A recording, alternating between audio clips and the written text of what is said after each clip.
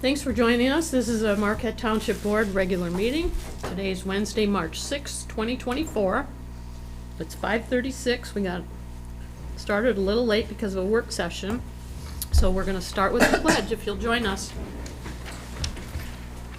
I pledge allegiance to the flag of the United States of America and to the republic for which it stands, one nation, under God, indivisible, with liberty and justice for all. John, turn your microphone on, please. Thank you. We want to do roll call. Okay, trustee Winslow is absent and excused. Trustee Kidda? Here. Trustee Everson? Here. Trustee Marks? Person. Treasurer Johnson? Here. Clerk Rattari is here and Supervisor Durant. Here. Staff present is Manager Kangas, our attorney Roger Zappa, and a committee member here is Paul Marin on the Township Library Advisory Council. Perfect, thank you. And Superintendent of Public Works Lenny Bodinas is on Zoom. As well as Assistant Treasurer Amy, Moss. yeah, Assistant Treasurer Amy Moss is on also.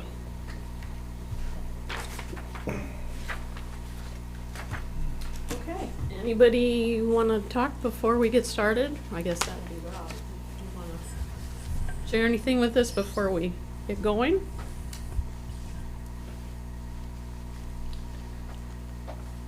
Rob Sved, 1420 Cox Avenue. I noticed on the agenda and in the packet this week, 8F, consider fire department organizational chart. I see the chart looks a lot different than it did in the past. I know in the past, the organizational chart came from the fire department bylaws, and I haven't seen anywhere where the bylaws for the fire department have been changed. So I'd consider or recommend that you take a look at the bylaws or get back with the fire department and make sure the bylaws are going to reflect the organizational chart going forward. We want to make sure we're doing stuff in the correct order if we're going to change things. That's all I have. Thank you. Thank you.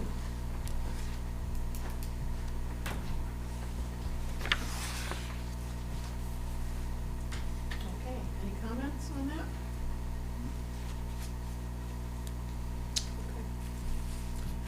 So tonight, we need approval of the consent agenda, which consists of approval of regular meeting minutes of February 21st, 2024, and work session meeting minutes of February 28th. We have bills payable in the amount of $198,619.06. No other committee or reports. I included the second annual Community Safety Forum notification for March 28th, and if any of you want to attend. It was very well attended last year.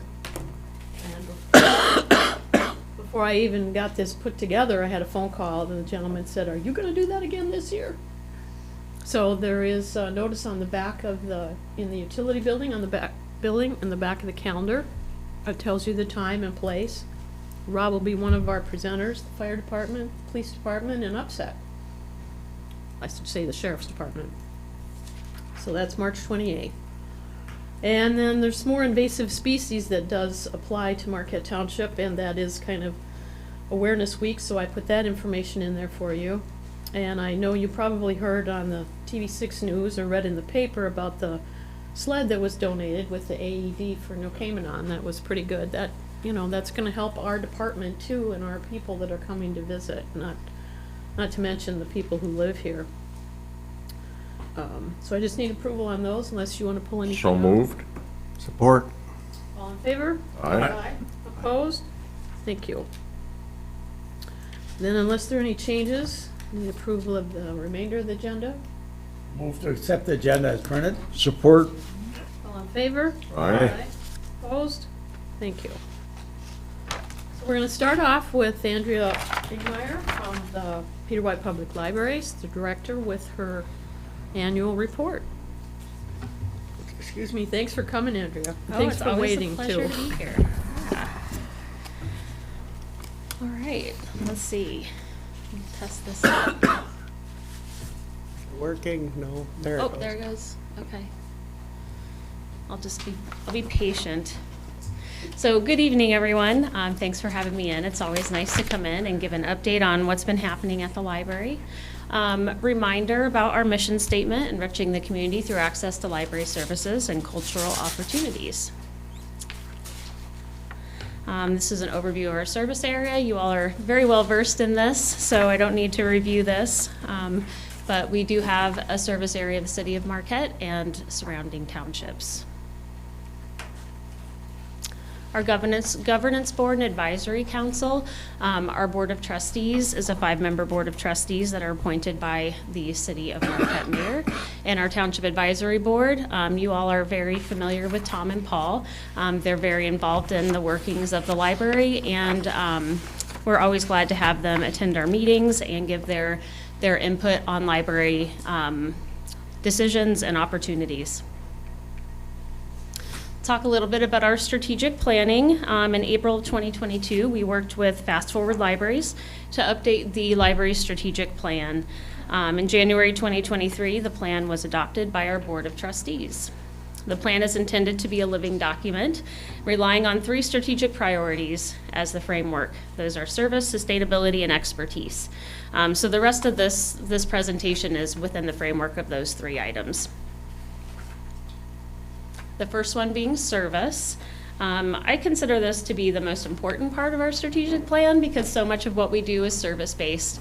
And the ultimate goal under this service category is building and strengthening the core services at the library. Of course, I would be remiss if I, as a librarian, didn't talk about books at the library. It's still a huge part of what we do, and really I am delighted to announce that our statistics have rebounded to pre-pandemic levels. I think for a couple of years, many of us were looking at what was happening in our organizations and wondering, is it ever going to be normal again? And it's normal again, and we have a lot of new staff who are realizing that means we're really busy all the time. They're going, it's so busy. Like, yes, but this is how it's supposed to feel. This is normal. So books are a big part of what we do, and we did start several new e-newsletters in the last couple of years. We'll talk about that a little bit more, but one of the monthly newsletters that we're sending out is all about books and materials at the library. So if that's something you're interested in, you can sign up for our newsletters online. Getting ahead of myself a little bit here. So here's a snapshot of all the statistics in this presentation are a 5-year spread, so you can see the trend over 5 years' time. This is a collection count outlook, and you can see that our physical items are remaining pretty static. They're pretty similar over the course of those 5 years, and our physical items are the electronic items have really changed dramatically. That is due to adding a couple new digital resources in the last couple of years, and a lot of our folks just preferring that format out of ease or technology. Like, I really like audiobooks on my phone. It's really nice to be able to listen to a book on my device that I can take anywhere I go. This is an overview of our digital resources. Some of these are external resources and some of them are internal, like the mining journal digitization, which we'll talk about in just a minute.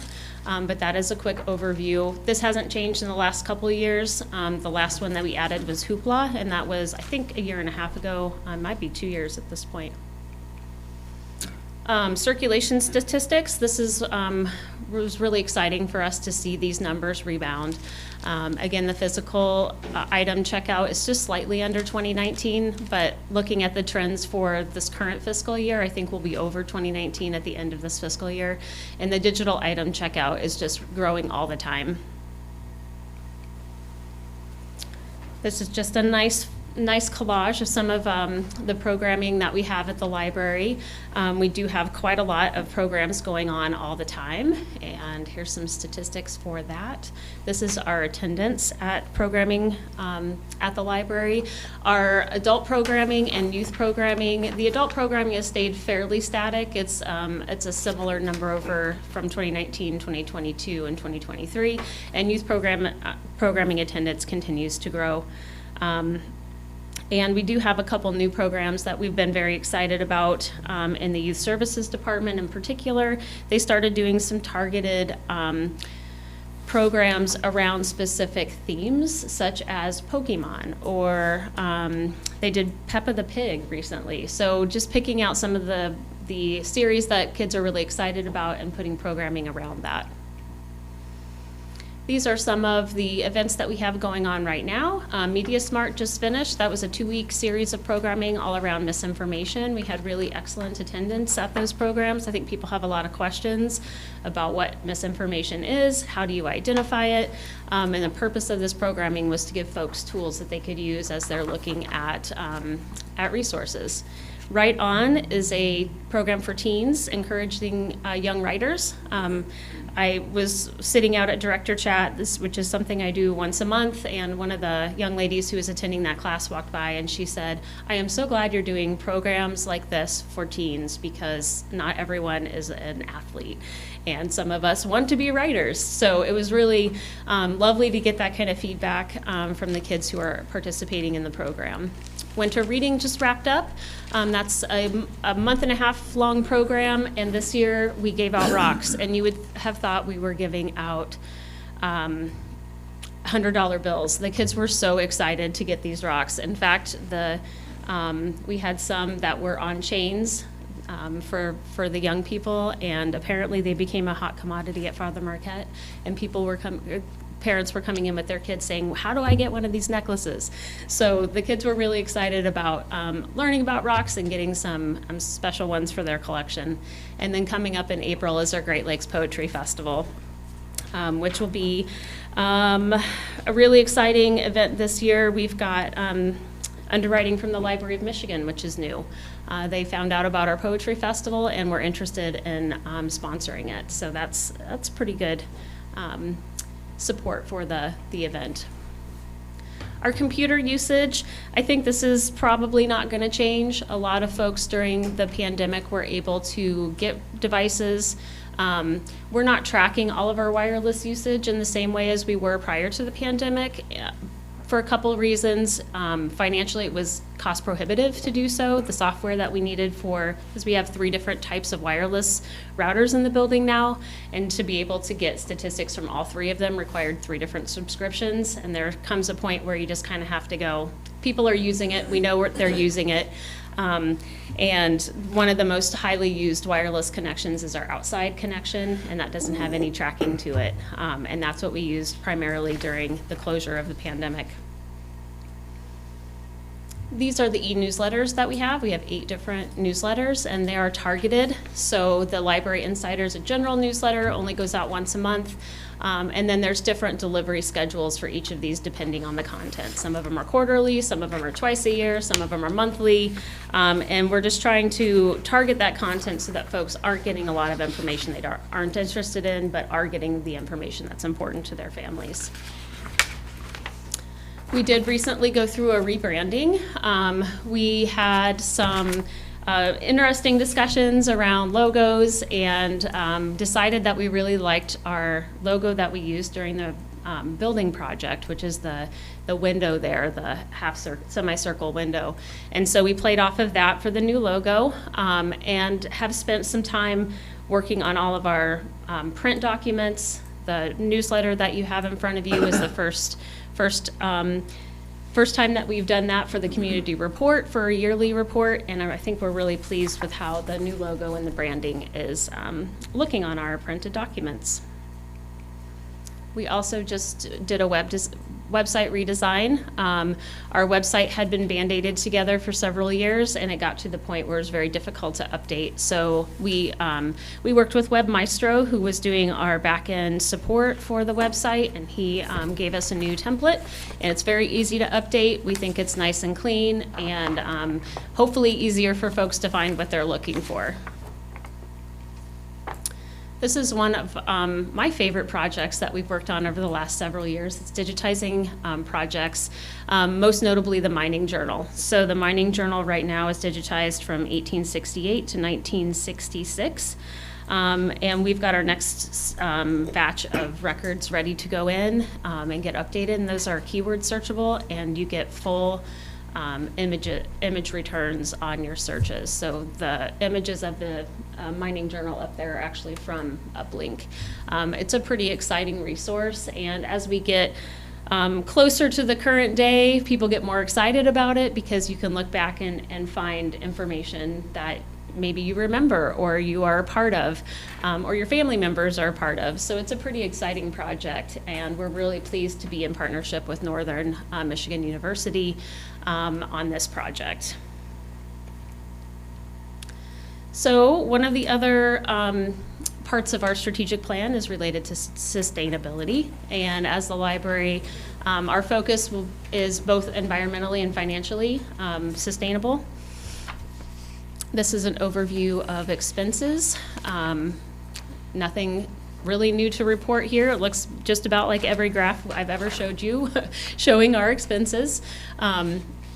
And the same goes for revenue, with the exception that the orange, kind of light orange bar there in the middle, for our middle right part of those, are really impacted by interest. And you can see in 2022 when the market really had a major downturn, that little line there got pretty narrow. So that's really the big difference from 2022 to 2023.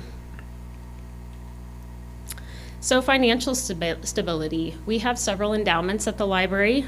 We've been growing those funds since they were started in 2014.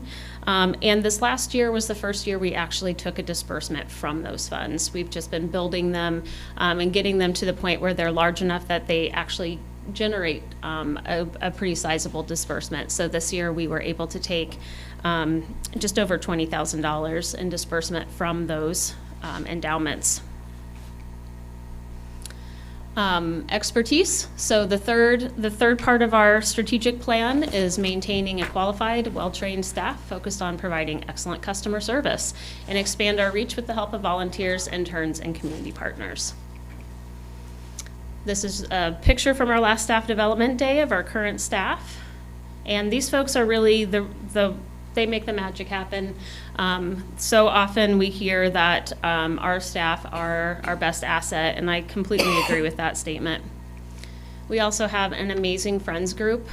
These folks are in the library every single day, maintaining the bookstore, and they're really involved in not only the bookstore and the book sales, which our next sale is coming up March 14 through 16, but they've also started helping with some of the library programming, and I expect that will continue. We also have a number of partner organizations. The Master Gardeners are really responsible for making the front of the library look as nice as it does. They do a wonderful job. They're chomping at the bit to get started. This early spring is making everybody a little antsy to get working outside, but we all know patience is not quite time yet. The Sister Cities partnership, they have a display in our Sister Cities room and come in and maintain that. And then the Queen City Seed Library, they're planning their next seed swap, and that is scheduled for March 23rd at the library. This group is really wonderful. They take care of the seed library, and they do some programming like the seed swap every year, and it's a great way to get folks interested in growing their own plants and foods. We have a number of interns and volunteers. Most of our interns come from the SLFP program over at Northern, so that's the Student Leader Fellowship Program. And then we sometimes get a couple honor roll students or honor society students from the area schools as well. Some things that we have upcoming, the City of Marquette Arts and Culture Office recently received a number of grants, and they are targeting a move out of the library. And so we are starting to talk about what that means for the lower portion of the library, what that space becomes, and Tom is actually on that committee working through some of those decisions with us. We are looking, we have an RFP out right now for replacing the lower steps on the front street side of the building. Those are limestone blocks, and they're in really poor condition. So we need to replace those so that we maintain the historic integrity of the building, and also so we don't have a major hazard leading up to our facility. The fiberglass atrium on the top of the building, we know that that is something that is going to need modification or replacement probably in the next decade. So we're starting to try and figure out what that looks like and what the timing on that looks to be. We're also, we've been working with Northern's construction management class. They did a feasibility study for us for moving the teen zone out of its current corner and into the AV area, so flipping those spaces. There's a couple reasons for that. The teens need a little more space, they need a little more privacy, and we would like their collection to be a little further removed from the adult collection. And then the last one up there on that screen is just our service renewals for all of our townships will hopefully be on the ballot for 2024. That's all I have. Does anyone have any questions that they would like me to address? So the Mining Journal archive, I've looked at that. That software wasn't the easiest to navigate. So I know, have you guys looked into a new interface with that possibly? Yeah, it is not the easiest to work with. It's actually Northern's product. So they have, they've been going through a process of picking a new vendor because that particular product is no longer being supported. And I believe April is when it goes out of support. So I think the new product is coming shortly, and it will be easier to search. Okay. Right now, the current system, you have to use Boolean searching, which most people don't even know what that is. It's if you think about internet searching way back when you had to say, base and ball to get it to put those two words together, that's the kind of searching that it requires, and it's very cumbersome. And also too, if you wanted to do like take a clip of an article or something to print it, it was just very hard to do that. Yeah. The new system should be much better, so hopefully it gets online quickly. Okay, very good. Yeah. Any other questions? Andrea, we did talk about at the board level some of the displays that you had Mhm. in the library. Yeah. Pardon my allergies. Can you talk about that meeting that you and I had? Sure. Just briefly, so the staff, the board knows kind of where that ended up. Yes. So we did talk about the banned books covers that were up in the library, and I think, you know, there's a lot that could be said about all of this. So I'll try to keep it short. But in essence, the purpose of Banned Books Week is to draw attention to the fact that books can be challenged and or banned. The title Banned Books Week is a little deceiving because those books aren't always banned. Sometimes they're just challenged or people have questions or concerns about the content. So the book covers that were on display at the library were put up for Banned Books Week and then not taken down. And I have told my staff that going forward, Banned Books Week is something that we'd certainly want to participate in and talk about, but it doesn't have to be all year long. So there's a lot of reason to participate, but at the same time, it's not the most important thing that we're doing, nor are they the best titles in the library. They are getting the most media attention maybe, but that doesn't mean that they need to be promoted for longer than the term of Banned Books Week. We also talked about some of just the general concerns that parents might have about content in the library. And this is not a new phenomenon. What is new is the amount of graphic novels that are being published. And so things are a lot more visual than they used to be. And from a content perspective, that can be problematic for parents. And one thing that we talked about when Lynn and I met was really empowering parents and the tools that we have that can help parents navigate that.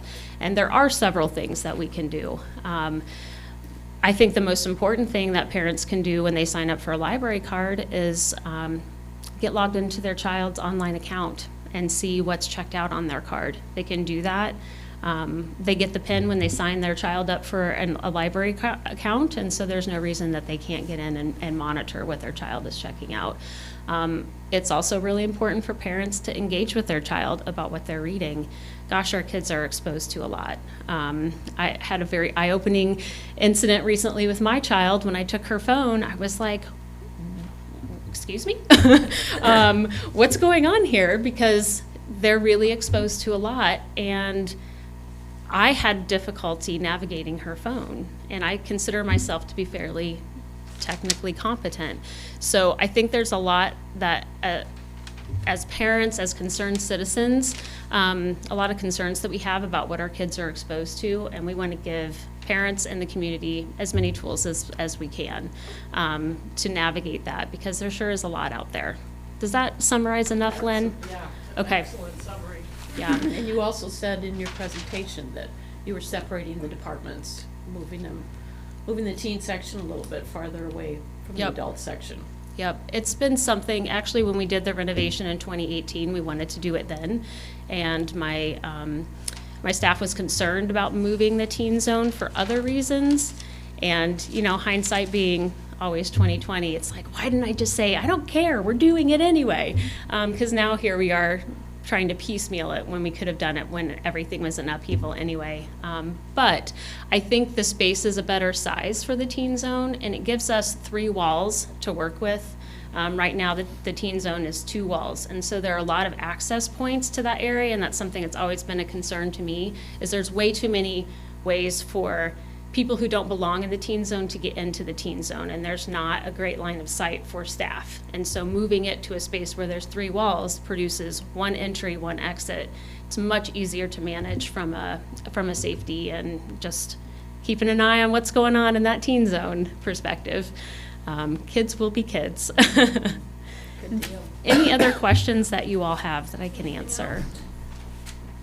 Great, thank you so much Thank for you. coming and Thank you. explaining Yeah, everything. you're very welcome. And it's certainly at any point in time, if you have questions, you can always reach out to me. I'm pretty easy to find.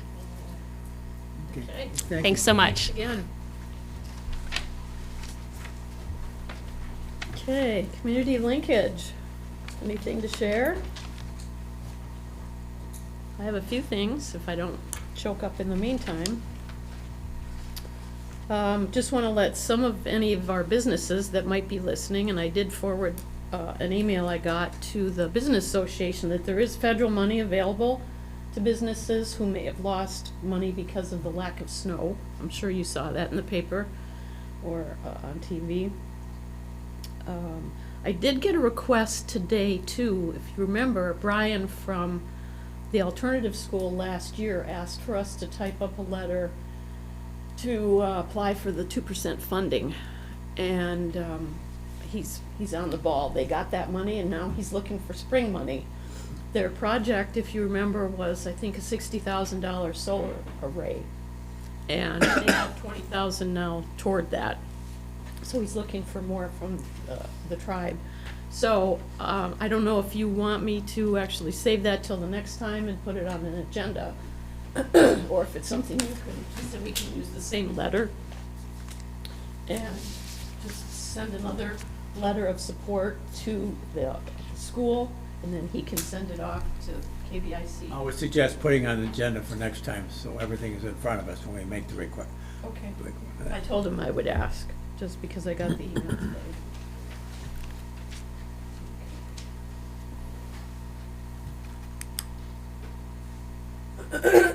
Okay. There was a letter to the editor in today's paper, I don't know if you saw it, and I think it might have been from a Lost Creek resident, and it addresses some of the items that we have heard from some of the residents before about the trash cans, if you remember when we had the conversation about trash pickup and stuff. Some of the residents over there are not they're not able to get to the trash cans, they're not being shoveled. So I just thought I'd mention it in case somebody comes back in again, you'd be aware of it, because not everybody gets the paper. John and I met with Randy Yell and Mike Stannard, the new director of the solid waste. We spent about an hour and a half getting a a lot more details on what they're working on. So basically, the long and the short of it is, they've got a $7 million project for the wastewater treatment plant, which will help address the PFAS issue. 4.4 of that will be a grant. So the remaining balance is what they're going to have to fund for 30 years. Is it a grant or loan forgiveness? Is it? I think if it's Eagle, it's loan forgiveness. I don't, It might be Eagle, yeah. if it's Eagle, it would be loan forgiveness as opposed to grant. So I did write they- forgiveness, They I'm take out a sorry. loan and then it's forgiven. You're right, yeah, Once I the did write project's forgiven. completed. Yeah, but it's a 30-year balance, right. Okay, thank you for reminding me of that. And then they've got the recycling expansion, that's 1.2 million, but they do have a grant for 900,000. So they've got a $220,000 balance, and that's what they're going to the, what is it? I didn't write it down. I have to look, sorry. They're looking for a grant for that too, so they don't have to pay anything. So that was a little more encouraging.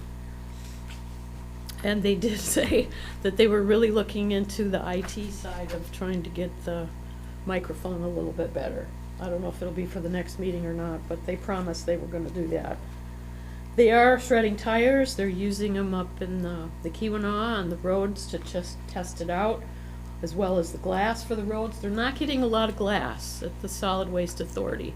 So I'll remind you that while the Wednesday trash pickup is not in place yet until summer, you can take your glass up there anytime that they're open. And I was gonna write it down. I think it's from 8 to 3:30 that they're open.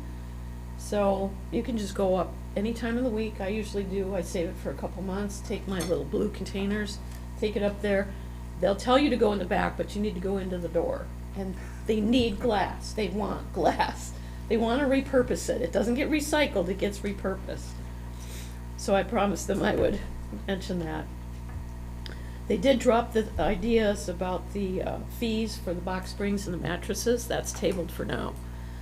But they did explain what they have to go through if they get, like a hotel dumps, 20 mattresses. How involved that is for them and how it gets stuck in the machinery and everything else. Another subject, I want to just point out to the public that our solar panels are working. You can get on the website if you go to marquettetownship.org. I was going to ask you if you wanted to show it. that, It's yeah. kind of cool. Gives you an idea how we're saving energy. You go to the township website here. marquettetownship.org. Yep. And then up in the corner, on the bar up here, it's called the Township Solar Array. And then you just click on that. Give you a nice little, you're gonna accept the cookies, but it'll give you idea of what we're producing, what times of the day, and current real-time data. So it's really interesting, and I think it's doing a very good job for most of the days from like probably 11 o'clock in this short sun season now, from maybe 10 to about 3 o'clock. It's powering most of the building. So, That's great. and we're making, and then when the summer, when we tilt the panels to the 45-degree angle in the summer, I expect we'll produce a lot more power because the sun will be up higher, and so it's been really good. And I talked to the Peninsula Solar people, and they were very happy on what the production was. So, And it looks very good. yes. It doesn't, there's nothing tacky about it. Talk to Jason and John and ask them if they put some kind of a press release together, and I want to send it to MTA maybe with some pictures and stuff. 'Cause they were asking in their magazine if you've got stuff going on in your township, this is pretty substantial. So, I don't know. Also know he did some lumber cutting too. John, that is. Go ahead, John. A couple of trees went down. Real quick on Ernie's point, we actually had to cut 4 trees because they are going to impact the sun's ability to hit the panels. We do intend to replant those trees elsewhere on the property, we just haven't figured out where yet. Regarding the press release, we are going to work on that jointly with Peninsula Solar. And the reason for it is we want to make sure it's factually accurate. They expressed some concerns that some of the articles out there recently have not been. Oh, okay. And it's not unusual. There's a lot of details here that reporters certainly aren't going to be able to get correct. But if we write it so it is correct, then they can't report it incorrectly. That's actually supposed to happen sometime this week. Some of the questions that Jason had for me, he was gonna put something on, I think, on our social media or something was, you know, some of the financial data, return on investment, all that. We have to recalculate it because when we originally started this project, we were anticipating a 30% rebate from the federal government. That's now increased to a 40% rebate. So what previously had been a 15-year return on investment, it will be reduced. Hopefully by a year or two, I don't know what that 10% amounts to, but if it was 5 years for 30%, it's gonna be 6 or 7 years for 40%. I'm not doing good math at the moment, but it'll be paid for sooner because of the government subsidy. Yeah, so hopefully that encourages other areas and folks too. And at full power, those things are producing 20 kilowatts, so that is actually pretty good, those 3 solar arrays. That Around noon, we are generating almost all of the power we need to run this building at the current sun height. So as the sun gets higher, the length of the day where we're generating the majority of our power should increase as long as we're not using more power. Keep in mind, AC units will use power, but so do furnaces. Yep. Good deal. The only other thing was just, MTA sent an email out about the Michigan Public Service Commission that's having a webinar tomorrow, in fact. At 1:30, they're gonna talk about the, local control issues with the new energy bill, Public Act 233. So if anybody wants to do that, I can get you the link, but I'm gonna sign into that and see what the Service Commission has to What time? say about it. 1:30. Excuse me, 1:30. That's all I had on that. Nothing else? 8A. 8A, yes. Consider appointment to the Recreation Committee. Brian texted me this morning, or this afternoon, and said that he wasn't gonna be able to make it, because he did want to introduce himself. But he is, if you read the action item data, he's the Emergency Management Program Coordinator, and he's working with dispatch tonight. So he wasn't able to come in, so he may come in the next couple meetings and introduce himself. So I am asking for support for appointing Brian Hummel to the Recreation Committee for a 3-year term ending December 31st of '26. support. I move to accept the supervisor's recommendation. I'll support that. Okay. Any questions? No. All in favor? Aye. Opposed? Thank you. We did have a long conversation, and he's gotten all the information he needs. I just need to get his information to Jason and Eric. Lenny, please give me a break. I don't need to talk anymore. Hello, everyone. So this here is going to be for a few months ago, you guys actually had approved the North Country disposal contract. The township exercised its option under 1.2 of the current contract. So we kind of went through that after that fact, and we found that some language was kind of outdated or needed to be cleaned up. So I kind of was going back and forth with Ken, and we did get some of the language cleaned up. And then when we looked at it, we thought the revisions were, they changed enough that we thought that we should bring it back to the board for board approval. So specifically, there's some minor changes in there with the dates, doing the dates, but there are a couple bigger sections where we made some more significant changes. The first one is in section 2.2, which would basically move the start time from 6 a.m. to 5 a.m. And that's primarily going to be because of our new carts that we have coming in. It might take them a little bit longer to learn the routes and to get it going. So they want to make sure that they're able to get to the landfill by the end of the business day. So, We Lenny, made a change in, yes. excuse me, you're gonna have to change that to 6 then, right? Because it's spelled as 6, but the number says 5. No, it was 6 before, it's changed to 5 in this one. They need more time. Okay, so then you gotta Yeah. change the spelling to 5. Yes, you're right. I didn't get that. Yes. Sorry about that. Okay, I'll make sure I make that change. I missed that one somehow. On section 5.1, we made some changes to account for road restrictions and frost restrictions in the springtime. So that's primarily just kind of giving them the latitude that they can adjust the route if they need to due to any kind of other like seasonal load restrictions. Section 6.2, this one we cleaned up a lot of the language and broke down a lot of the rubbish, how the rubbish is invoiced out and billed out. This is kind of like how we've been doing it. So in the past, so it just basically cleaned up that whole section.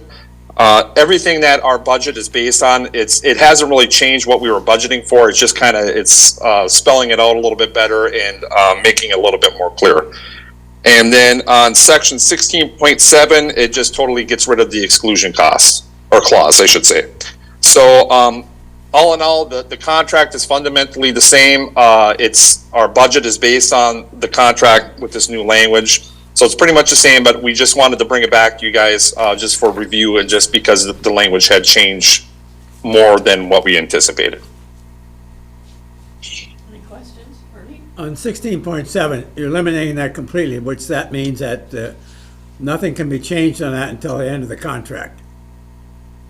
Is that the way? Or unless we have we can always talk to North Country and always change it on, as we go. So, when Attorney Zappa looked at it, there's nothing really to it. It's not really that big of a deal for that one. So it was kind of like an easy one to say, yeah, maybe that should go if you guys agree to it. Want to comment? My initial reaction, just because they wanted it, was to counter it with something else, saying that because what it said before, it was a non-exclusive, meaning if we wanted to hire somebody else in a remote area of the township because it made sense to do that, we could do that. By removing that, this essentially binds North Country as your hauler to doing that anyway.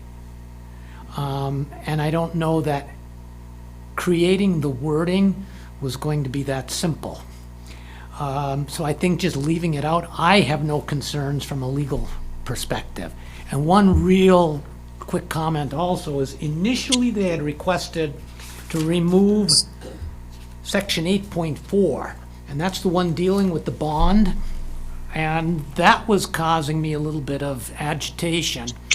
And I was coming up with various rewordings or alternatives when Lenny contacted me. He said, "Oh, stop worrying. They've agreed to just leave it as is." So there was some discussion on that. And it is preferable for you to have the bond than to have the line of credit, the letter of credit on file that they were proposing. A bond is better, and I won't give you a long lecture of why, but it is. This is to the township's benefit to leave it as is for 8.4. Then, Lenny, you'll just have to make note, I didn't think about it either, to renumber the rest of them. Okay, yep. 16, 7, 8. Okay. We'll get that done. That was it in July. I didn't see anything else. Okay. John? Move to approve the solid waste agreement with changes as presented and authorize the supervisor to sign the agreement. Support. Can we say presented or as It'll be as the changes were discussed? discussed, yeah. Any other questions? Okay, all in favor? Aye. Opposed? Thank you.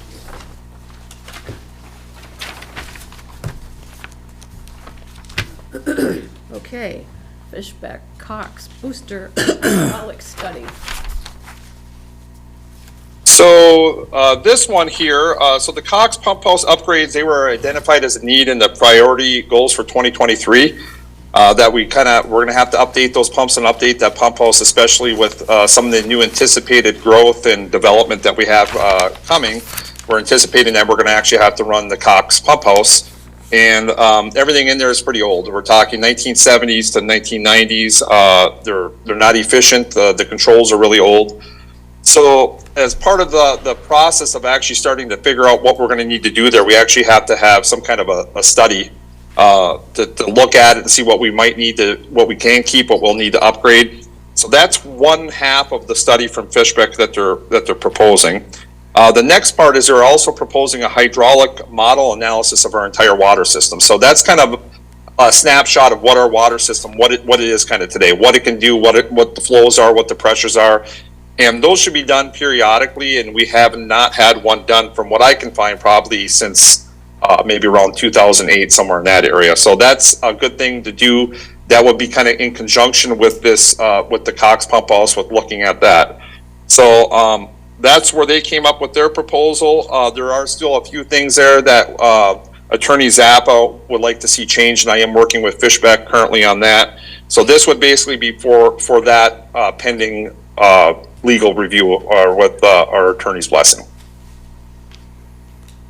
I've got one question, Lenny, and I'm guessing you have the document in front of you in the scope of services, Yes. page 2.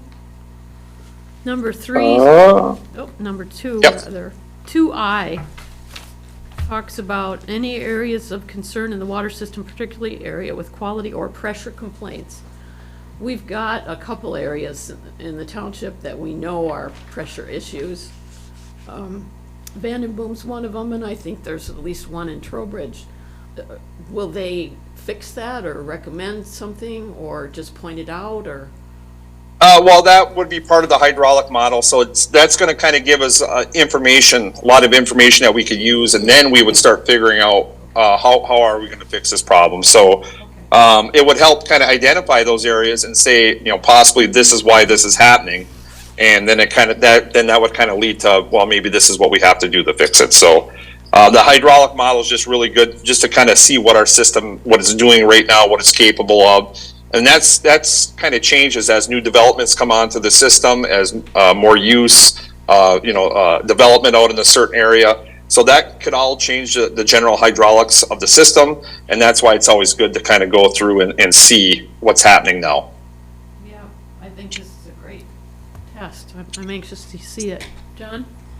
Real quick on that note, if we return the operation of our system to its intended design, we should refresh all this, and it may change some of those pressure issues that do exist.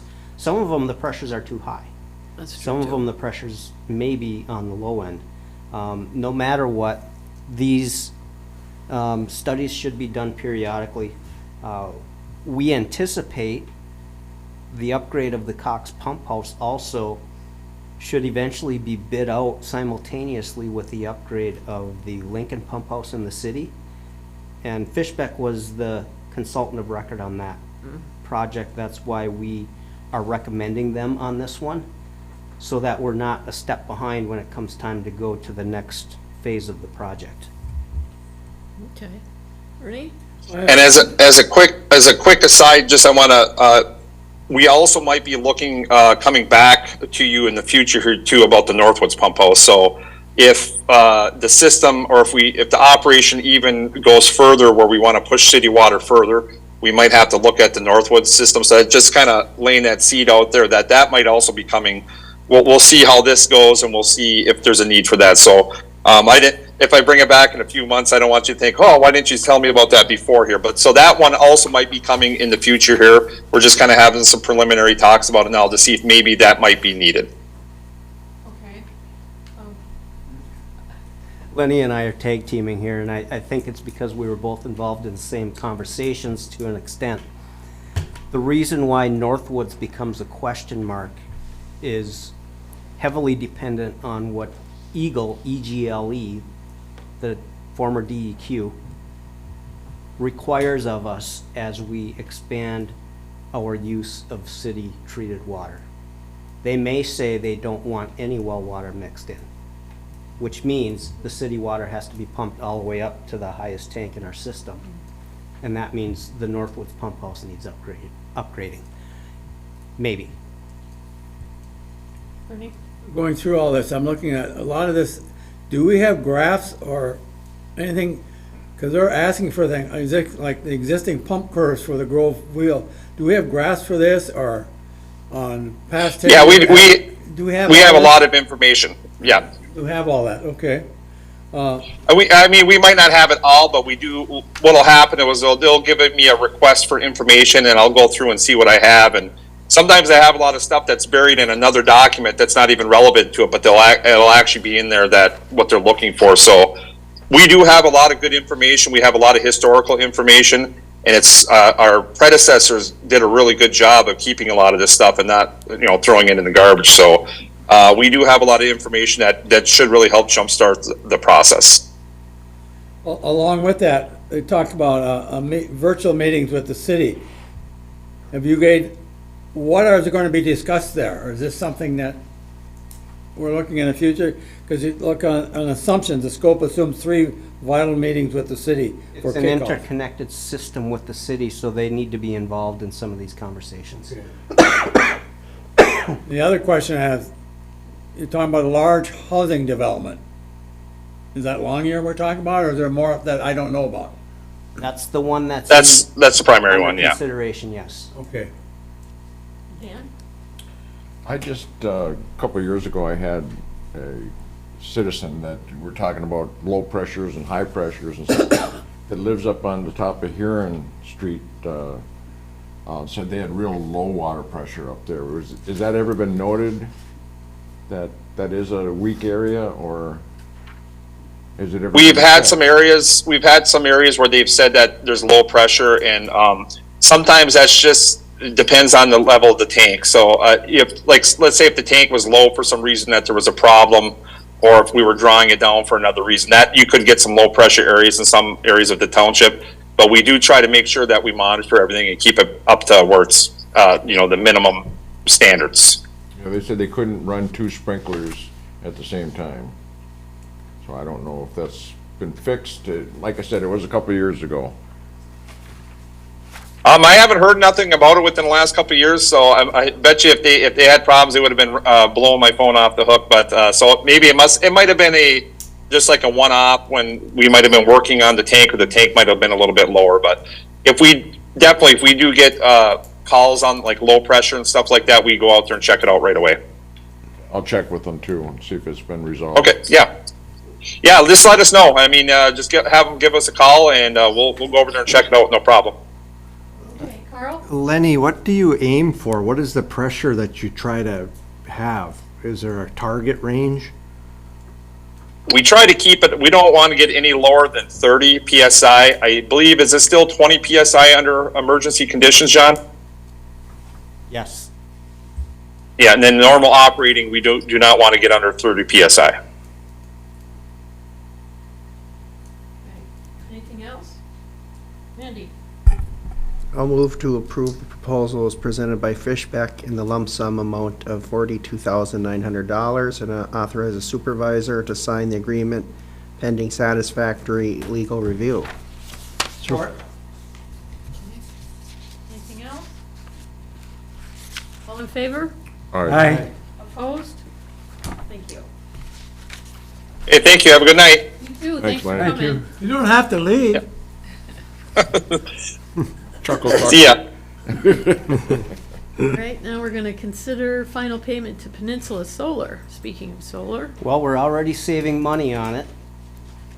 We just need to pay them so they don't shut it off. Ernie? Going back to what John said about, we're up at 40% of the 72,465 and that, so we're gonna pick up around $28,900, something like that. So that, that leaves an additional X number of dollars, 43,000, it's gonna be township's cost unless we can come up with some other ways to come up with the dollars. Well, we have to pay the full invoice and then we get a rebate of 40%. Right.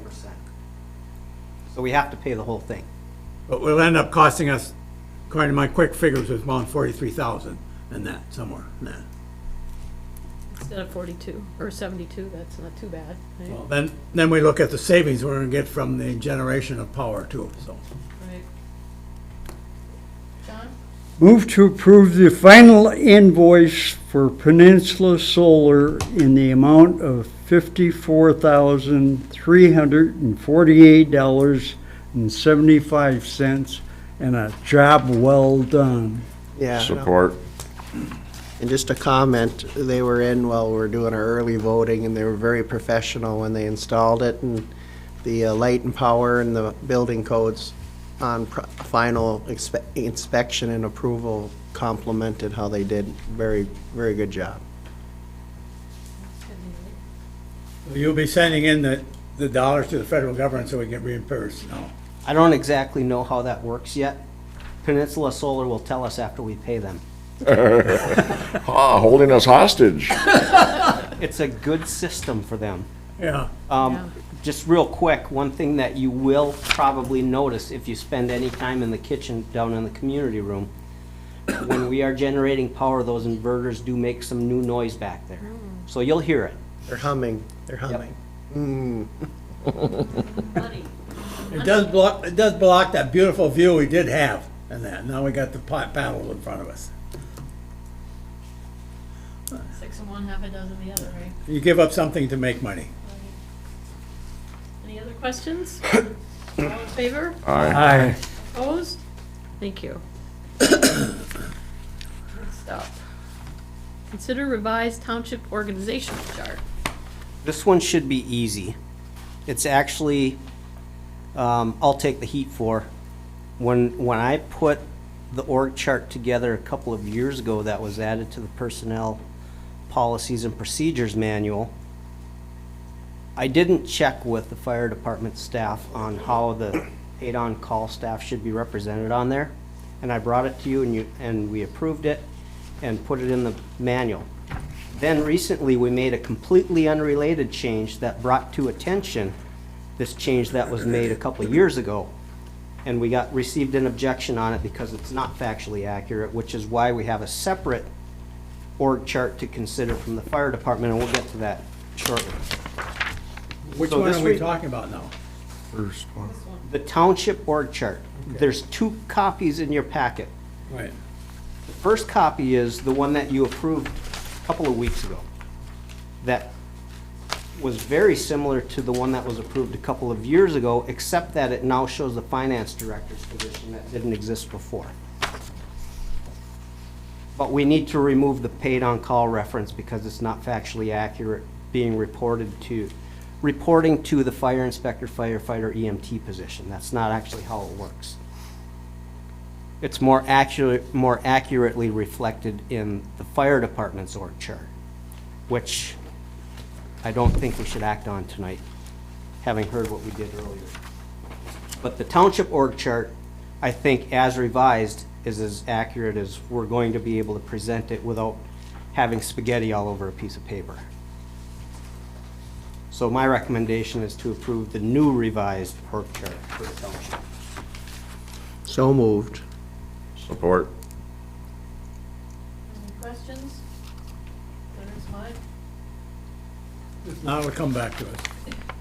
Okay. All in favor? Aye. Opposed? Thank you. So now you want to move this to the next agenda? I would say we should hold off taking any action on this until we've confirmed that it is compliant with the fire department's bylaws. So I'll move this agenda item to the next agenda. Support. Questions? All in favor? Aye. Opposed? Thank you.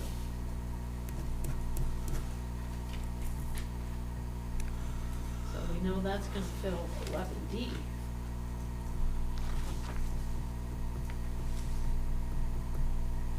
Okay.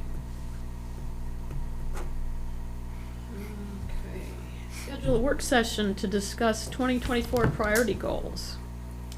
We have a work session scheduled on the 18th for the policies and procedures. So it would make more sense to me if we're here for that. Why don't we just tag it along to that meeting since we're going to be here? That's my opinion, rather than get us here a second time. I like that opinion. Yeah, 18th at 1 o'clock, I believe, Lynn. it was. right. 1 o'clock. To the posting.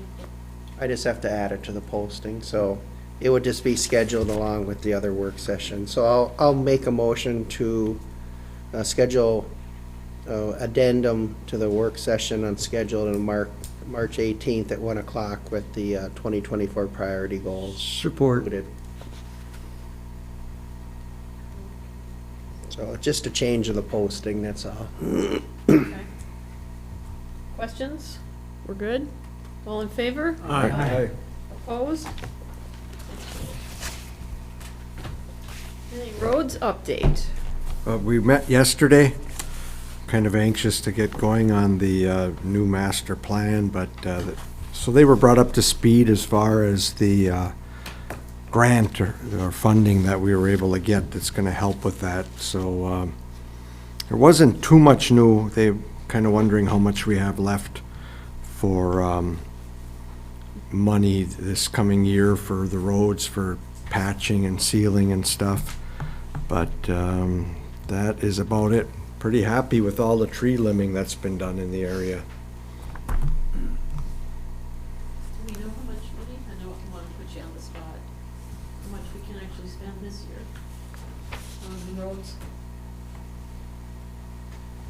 I don't know it off the top of That's my head, okay. but it's in the Yeah. budget. That wasn't fair to, I thought I might as well ask.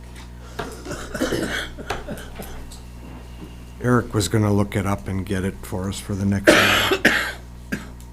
Alls I know is it's getting less every year with the tax tribunal. Yeah. Get chopping our revenues, the money. Or we're increasing the general fund contributions. And that's the only way we're getting annual maintenance done, is with general fund monies. Yeah. Planning Commission, we don't have a report. They'll be meeting next week. I didn't go to their last meeting. It was on the agenda, short-term rental. It's online, they can watch it if Yeah. they're interested. Any more comments, Rob? Okay. Put him on the spot. Okay. Any announcements from the group? Randy? So the board was informed after the election day. I sent a email to John and Len stating my frustration with the 10 days of the 9 days of early voting and the election day that unfortunately I had to handle myself. And basically said, if we don't get me some more resources here, you're going to be looking for a new clerk in November. So, because it was just, early voting wasn't bad, but I just can't, it's hard to have one person be here for the full 9 days. And then election day was not, I had to close 3 precincts by myself at 8 o'clock at night, and usually I only close 1. So it just wasn't a very good night for me. So, so after election day, me and the supervisor and the manager talked, and we were brainstorming, and hopefully we'll have something to you in the near future about our plan of action to correct this, because it's not only here, it's probably statewide. So we're gonna brainstorm some ideas how we can alleviate the pressure off the clerk a little bit. Which precipitated my email that you sent. So that's one of these state brilliant ideas that have no source of funding it, correct?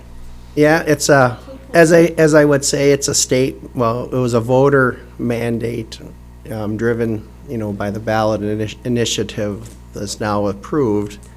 And Unfortunately, they did not change the laws with the clerk involved, so the clerk has all these added duties now and doesn't get any more compensation, so.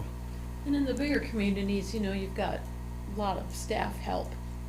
And, you know, if they have 60 or 70 or 80,000 people voting, that's different. But you know, you've just got basically a staff of one with a little bit of help. So I'll say you, the township, had to be open for 9 days plus the election for how many people? We did have 75 people for the 9 days early voting, and I'm not really concerned about that because it's a new rollout and that might improve in the future.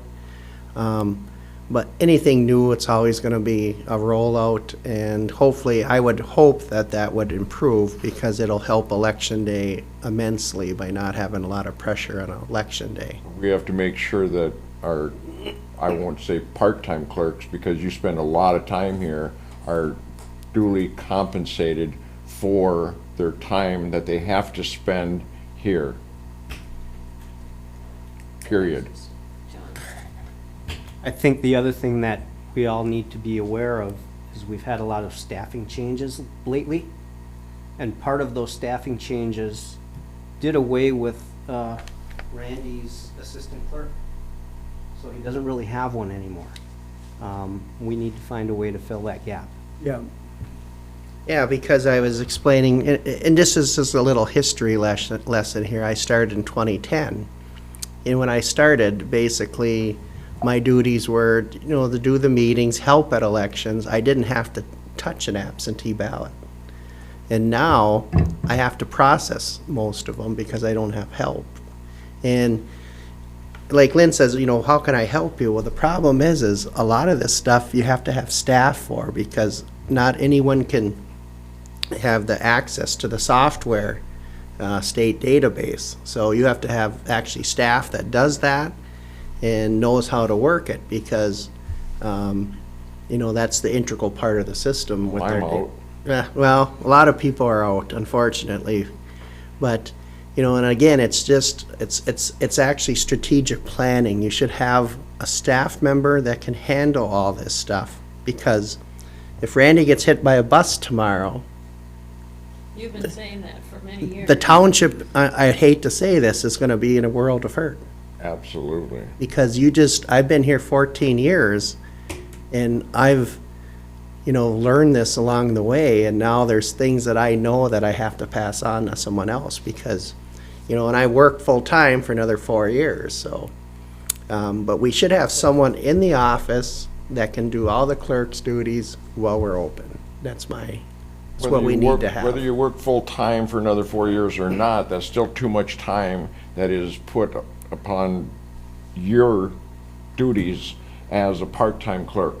Well, and he had to give up some of his work shifts. Right. At work. That's- You know, that's take just- vacation time or whatever, which makes it even worse. Bernie? If you go back in time, I brought this up, months and months ago, within the last year, that the clerk and the treasurer, looking at if something would happen to either one of those, the backup isn't there. You need people in the office, and we found that out recently with the clerk. We need someone here to doing it. And I found out with the treasurer, we need someone here to answer the questions when people call. We are a growing township, and things are happening. And not only the township, it's the state's causing things to happen. So it's something that we, as a board, have to take a look at as how we can support those two offices specifically, because they're mandated. We don't have a choice on it. They have to get done. And things are coming in the door continually. In both of the departments, questions are coming up, and we have to answer them within a time frame. Tax tribunal stuff, we get something there. We have 30 days. We have to go through everything and get everything done and over and out. So if we don't have someone in the office doing it, we gotta hire people or do something like this. So these are things you have to think about and that. So the plan is we'll, hopefully next month, we're gonna try to brainstorm. Well, end of this month, we're still early in March, but hopefully by the middle of April, we'll have something that we can move forward with and alleviate the stress, at least in the clerk's office for August, because we're gonna have August and we're gonna have November.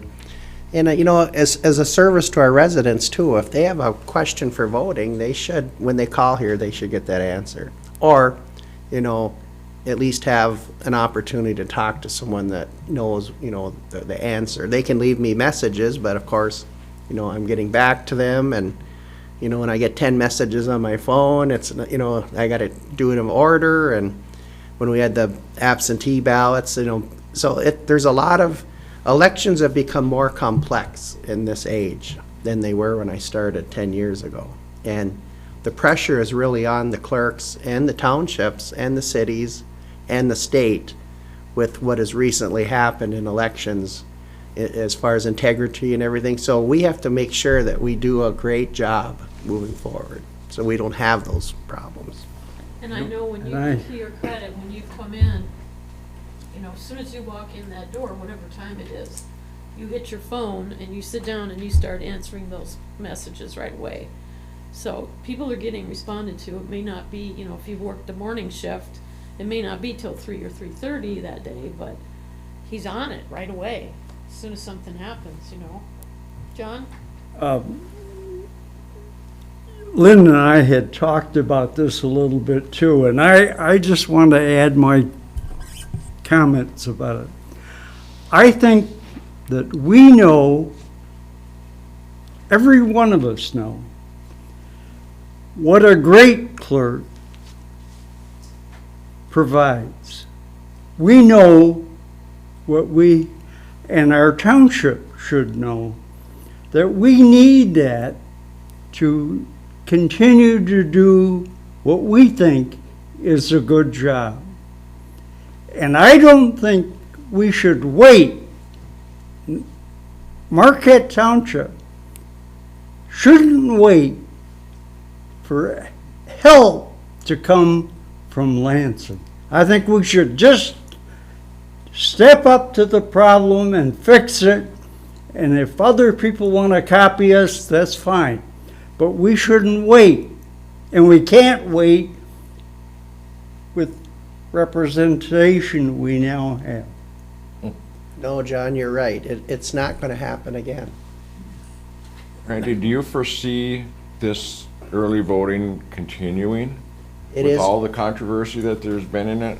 It is a ballot. It is enshrined in the Constitution, as with the ballot initiative that was passed 2 years ago. So it will continue until something changes In Lansing. in Lansing. And that takes, That's why I jumped on that email and let them Yeah, know right okay. away. This We- is not acceptable. let's address the problem like we've done other problems in the past, and let's take care of it.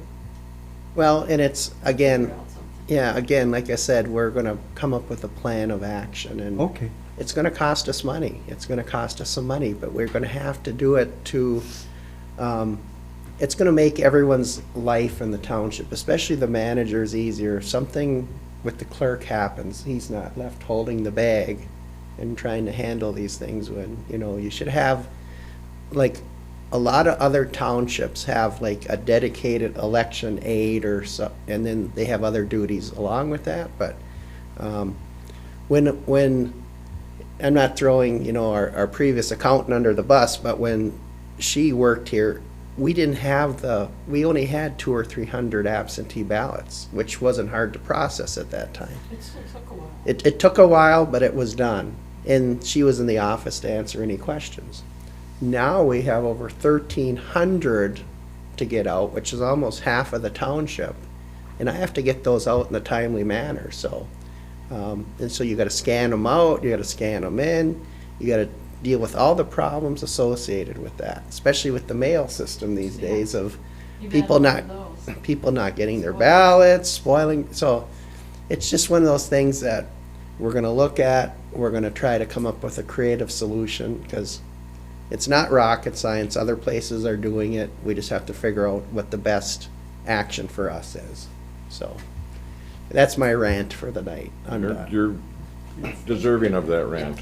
Go ahead, John. I'm thinking something along the lines of an assistant clerk for elections.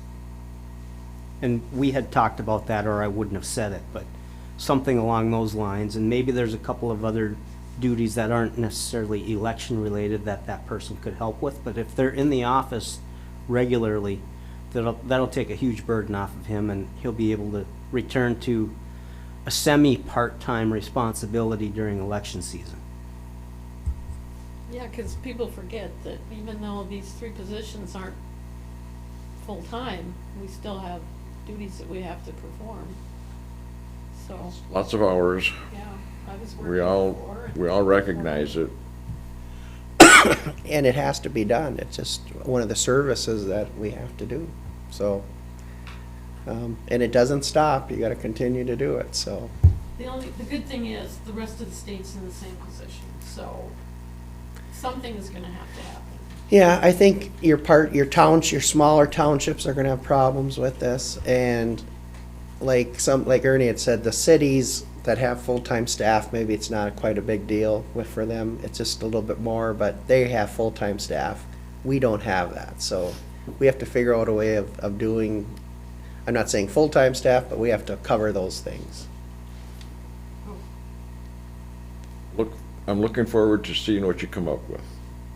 It'll be in the near future, I guarantee you. Because whoever we get to do this is gonna need some training, and I'll pass that knowledge on to them, and it's gonna take a few months, and then August will be their kind of a training time for them, and which is a good time because the primary won't be as busy as the general, but we'll get ready for the general in November, so. You bet. Any other announcements? That's enough. Oh, yeah. It's my rant, I'm sorry I took up the last 10 minutes. That's okay. How about the manager's report? I only really have one other thing I'd like to inform you of tonight, and some of you that may have seen some of the notifications coming from the state may already know the final distributions for the annual marijuana tax distributions came out. And we had assumed, based on last year's revenues, that it'd be somewhere around 110,000. This year's number was 118. We had only budgeted 50. So you have a nice little, I'm kidding, slush fund to spend. Yeah. Some of the astute reporters in the area have already asked what we plan to do with this big windfall of money, to which my response was, we knew it was coming. We budgeted almost half of it just for our annual operating expenditures. The other half is probably going to be spent on things that come up that we hadn't budgeted for. And my suggestion is that it never be considered for wages, because it's not guaranteed to be sustainable. You don't want to allocate it to wages and then see that money go away and have to tell somebody that they can't work here anymore. The wages always have to be based on reliable sources of income, revenue. Well, We've seen that happen in like the sheriff's department when they have a road grant, and then all of a sudden that road grant is gone, and those deputies that were, serving that road grant, they can't afford to keep them. I mean, it's no different. Unless, of course, we're specifically doing it in election years to pay for an assistant clerk of elections. we've been pretty good about spending our ARPA money and our marijuana money as far as projects that we wouldn't have normally had to pay for or couldn't pay for. We're putting it to good use on things that might not otherwise get done. Right.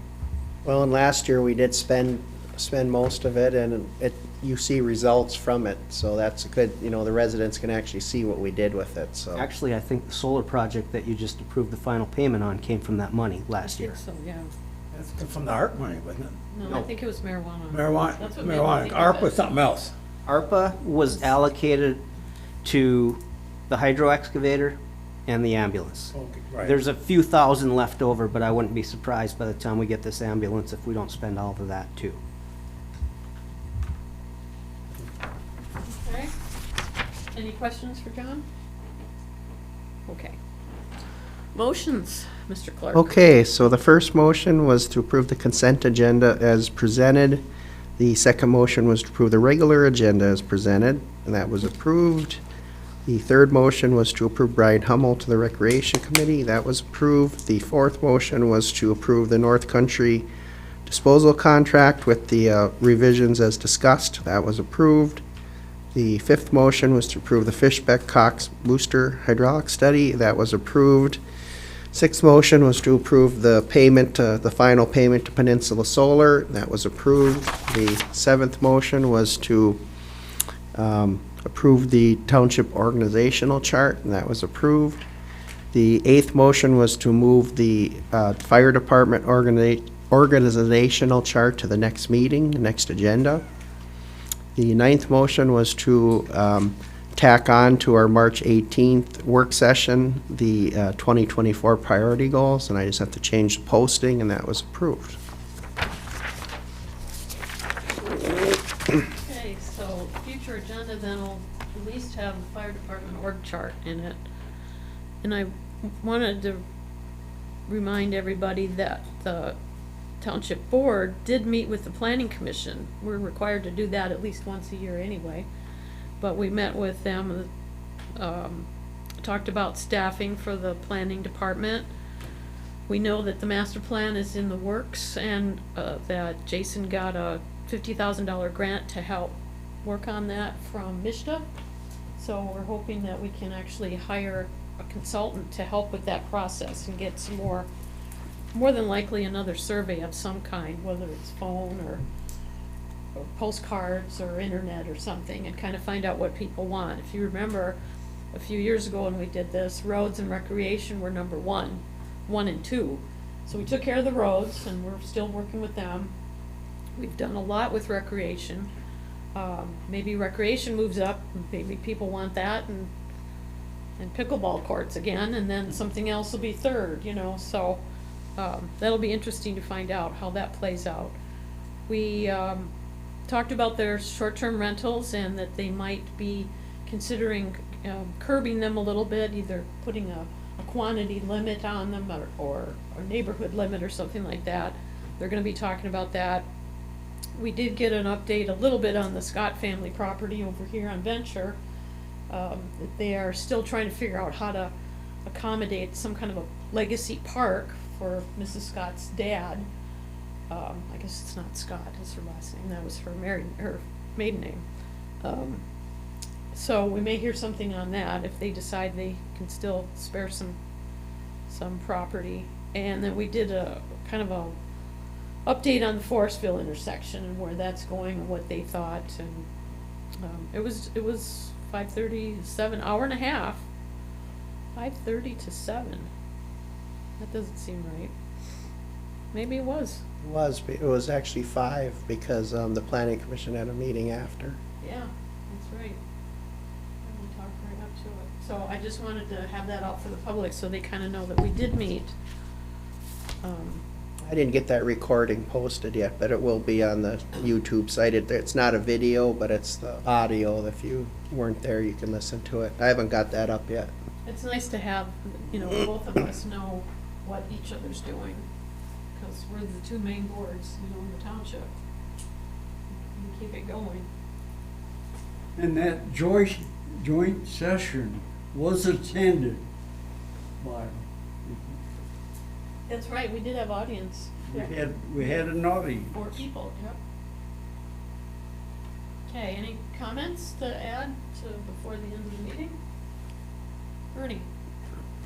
We talked about comment on Lost Creek. As much as we'd like to be able to comment over there, we really have no authority to do anything that other than listen to what their complaints are, maybe send a letter over to them. But that's about the extent of it. Everything's within that entity, it's within itself and that. So, I know there's problems over there, but there's not much we can do about it in that. We just kind of grit our teeth and try to get something done, and that's about the extent of it in that too, so. Anything else? I just need a motion. Dan? I'll make a motion that we adjourn. I'll support that. All in favor? Aye. Opposed? We are adjourned. 7 o'clock.